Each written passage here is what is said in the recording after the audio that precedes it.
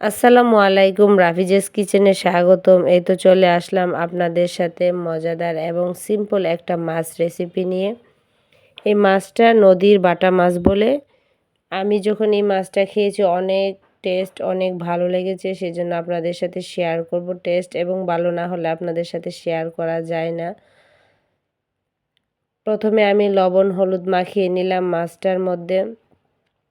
মাছটাকে একটু লেবুর রস আর লবণ দিয়ে ভালো করে মেখে আধা ঘন্টা রেখে দিবেন। তারপর মাছটাকে ধুয়ে লবণ হলুদ মাখিয়ে রান্না করবেন, অনেক ভালো লাগে। এদিকে আমি কড়াইতে তেল দিয়ে সামান্য পরিমাণে লবণ দিয়ে দিলাম।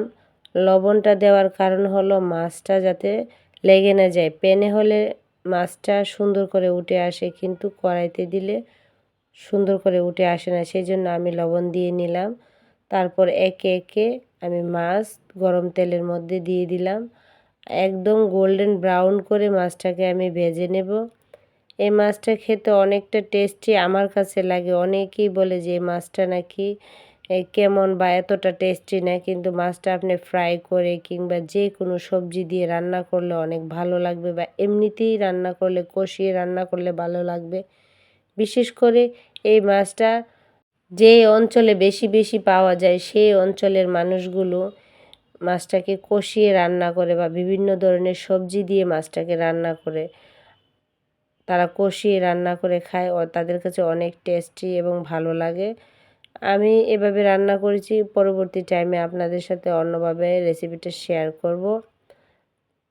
তারপর একে একে মাছগুলোকে আমি উল্টে পাল্টে নিচ্ছি, যাতে দুনো সাইডই গোল্ডেন ব্রাউন করে আমি ভেজে নিতে পারি।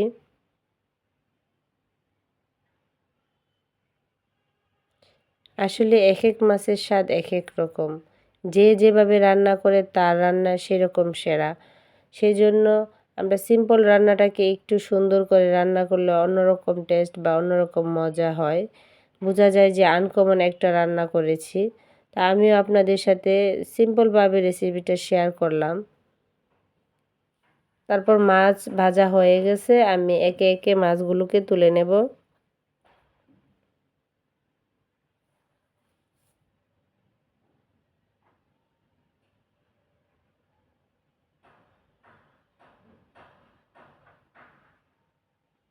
তারপর গরম তেলের মধ্যে পেঁয়াজ দিয়ে দেব।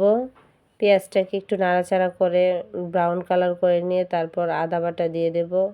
আদা বাটাটা পেঁয়াজ যে সাথে ভাজা ভাজা করে নেব, যাতে আদার যে উস্কো গন্ধটা আছে এটা না থাকে। তারপর ভাজা ভাজা হয়ে গেলে হাফ চামচ মরিচ গুঁড়া, হাফ চামচ হলুদ গুঁড়া, হাফ চামচ ধনিয়া গুঁড়া, হাফ চামচ জিরা গুঁড়া, স্বাদ মতো লবণ, সামান্য পরিমাণে পানি দিয়ে মশলাটাকে ভালো করে কষিয়ে নেব। যতটুকু সম্ভব মশলাটাকে কষিয়ে নেবেন, যে কোনো তরকারির টেস্ট বাড়িয়ে দিয়ে মশলা কষিয়ে নিলে। তারপর আমি মশলা অনেকক্ষণ কষিয়ে নিলাম, যতক্ষণ পর্যন্ত মশলা থেকে তেল ছেড়ে না দেয়। তারপরে হাফ কাপের মতো পানি দিয়ে দিলাম, ঝোলের পানি দিয়ে মশলাটার সাথে মিক্স করে নিলাম। নিয়ে ঝোল বলক এসে গেলে আমি একে একে মাছ দিয়ে দেব।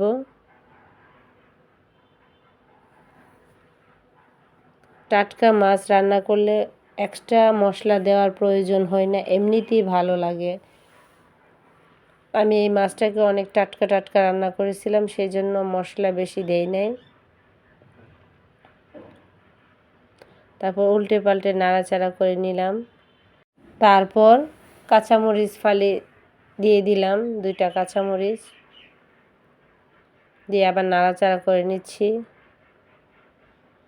যেহেতু মশলাটা কষানো, মাছটার আর সময় লাগবে না।